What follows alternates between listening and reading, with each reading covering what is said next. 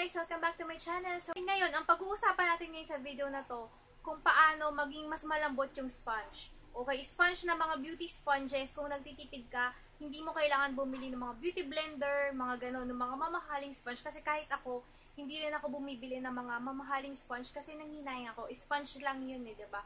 Feeling ko sponge lang sila. Although malaki yung tulong, wala akong anything against sa mga beauty blender o sa mga beauty sponges. Pero kasi para sa akin, nanghihinayang ako. That's why, bihira akong gumamit or hindi talaga ako gumagamit ng mga ganon. Yung previous vlog ko, nabanggit ko na may ginagawa ako sa sponge ko para mas maging malambot siya or mas parang nagbabouncy, mas magandang ipang-apply sa face. Kasi hindi nga ako gumagamit ng mga mamahaling beauty sponges like mga beauty blender. So, yun nga, nasabi ko siya. So, kailangan naisip ko, i-film ko na kasi may nagtanong na, sabi niya, si Nen QD. Hi, Be! So, ito, sabi niya, paano po siya nagiging bouncy, nakaka-curious. Yun nga, sabi niya, nakaka-curious. Actually, madali lang. Sa sponge, ang gamit ko lang naman sponge lagay ito, yung pinakita ko sa una kong haul, yung iDough na 35 pesos. At kung gagamitin mo siya ng ganito, matigas talaga siya sa face, bes. Matigas siya sa face. So, ito lang, tig to 35, o-open ko na ha. Ito lang ang ginagamit ko, is ito, tig to 35 pesos. Tignan nyo pag ginaganyan-ganyan nyo siya. Diba? Wala nangyari. Matigas talaga siya. And pag in-apply mo siya sa face mo, parang, yun nga, medyo matigas siya. Yun. So, ito, more than 10 years ko na itong ginagawa. Since college, ilang taon na ba ako ngayon? 32 na ako. So, since 18 years old ako, parang ganun. Ganito na yung ginagawa ko sa sponge ko. Yung luma kong sponge, nakakahiya. Kung makikita nyo, ganito yung merong alcohol. Basa ito ng alcohol ha. Tignan nyo. Malambot siya guys. Pag ginanyan-ganyan may alcohol. Sorry guys ha, kung madumi kasi ito yung luma akong sponge. At nakakahiyamang aminin, isang taon na tong sponge na to, na ito lang at ito ang ginagamit ko. Pero, wala kang makikitang amag, hindi siya mabaho, naging matibay siya, ayan o, mas ano siya, yung nababanat siya. Napakaganda ng kondisyon niya. Although, syempre, may mancha-mancha siya ng mga foundation ng two-way cake. So, yan. Mabango siya. So, yung video na to, and meron pala ako, di ba, nag-try ako nito. Trinay ko kasi kung pwede ko rin siyang gamitan ng aking technique. So, ito. Ito yung sa Everbili na lang, and 200 pesos yata, nanghinayang ako. So, yung video na to, ay para sa mga taong mahilig gumamit ng ganitong sponge.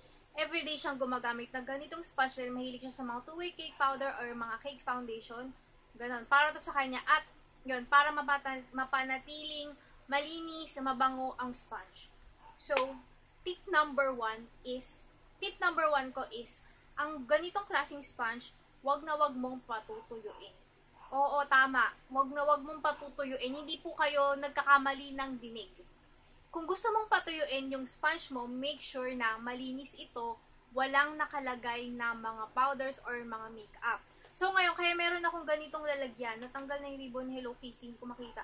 Kaya meron akong ganitong lalagyan. Kung nakikita nyo, di ba, bouncy-bouncy siya. Hindi tubig yung nakalagay dito. Taran! Alcohol. Yes, alcohol. Pero wag mong gagamitin yung sponge mo nang merong alcohol ha. Mas masakit yun sa face, be. So, alcohol. Alcohol ang nakalagay dito, kaya ganito siya kalambot. So, ang ginagawa ko is, pagbago yung sponge, kagaya nito, ang gagawin ko is, ilalagay ko siya dito, tapos bubuhusan ko siya ng alcohol, and patutuyuin ko siya, ibababad ko siya overnight. Ito, may takip dito, nasa bag ko siya. Tapos, yung moment na nagagamitin ko na itong sponge na to, babanlawan ko siya ng water. Yung water lang, enough na kahit water lang. Babanlawan ko siya ng water ng mabuting-mabuti. Tapos, tsaka ako gagamitin sa face ko. So, ngayon, yung pag-a-apply, kasi kaya ko sinabing, wag mong patutuyuin ang sponge mo. Kasi kapag may naiiwan na kahit konting remains ng mga makeup, na mga remnants ng mga makeup or mga powder, yung isang sponge, mas madali siyang masira. Nagiging ano siya, nadudurog siya. Nadudurog siya. So, ngayon, para mapatibay mo yung sponge, wag mo siyang papabayaang tuyo. Kailangan lagi siyang basa. Pero, hindi water. Kasi pag water, ang ending nito, ginamit mo na siya, tapos pinaanohan mo ng water, ang bantot nito, aamagin siya, babaho siya. At pag in-apply mo siya sa face mo, bes, yung mukha mo ang baho. Ganon. Kahit banlawan mo siya ng water, yung amoy niya dumidikit sa face mo, mabaho. Kaya dapat, ibababad mo nga siya ng alcohol. So, kapag alcohol ang ginamit mong pangbabad, ang benefits na makukuha mo sa sponge mo ay una, malambot siya. Kasing lambot siya nito, super lambot. Malambot ito. Ikalawa, walang amag. Hindi siya aamagin dahil basa. Ikatlo, mabango palagi at malinis yung sponge mo palagi. At, yun nga, masarap i-apply. So, yun lang. Simpleng-simple lang. Alcohol lang. Yun ang lagi kong ginagawa. Dati nga, nung unang ginagawa yung toner ko na Maxi Peel Toner, isip ko, sayang naman yun. Mas maganda yung alcohol. Lumalambot siya. And guys, the more na ginagamit mo ang sponge na to, ito ha, take note ha, the more na ginagamit mo ang sponge na to, the more na binababad mo sa alcohol ang sponge na to, the more na lumalambot siya. So, yun. And tips pala, ang bilhin yung sponge ay itong sa Ido. 35 pesos. Ang alam ko, meron din ito ng Fashion 21. Mas magaling Ido. Kung mapapansin nyo, mas matigas to. Mas siksik. Ito. Ito yung magandang pangbabad sa mga alcohol. Itong klaseng sponge. Yung Ido, ito yung pinakamahal, 35 pesos. Merong ganito yung Everbilena. Although, mas malambot yung Everbilena, hindi siksik yung sponge. Tapos, magaspang. Pag ginaganon ko sa face ko, nagagasgas yung mukha ko. Yung sa Everbilena.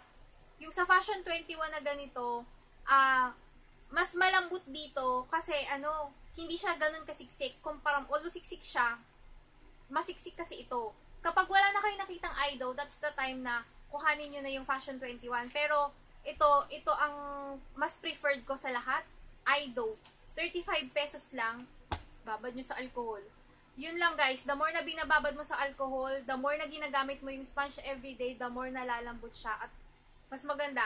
Ito 1 year na to, pero tignan nyo naman. 'Di ba?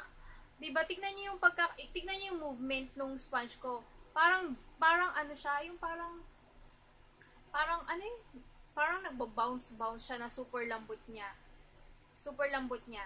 So, yun lang guys. Sana nakatulong tong video ko na to sa inyo. Sana nakatulong ako sa inyo para makatipid kayo kasi hindi ako mahilig gumastos na para sa mamahaling sponge. Kung nakikita nyo na okay sa akin gumastos ng mga mamahaling blushes, mamahaling makeups sa sponge kasi para sa akin parang wala. Nanghihinayang ako, although wala naman I have nothing against sa mga ganitong klaseng sponge. It's just, natitipid ako. Yun. Mas gusto kong, eto na lang, nagagawaan ko naman siya ng paraan. So much for watching and I'll see you in my next video. Bye!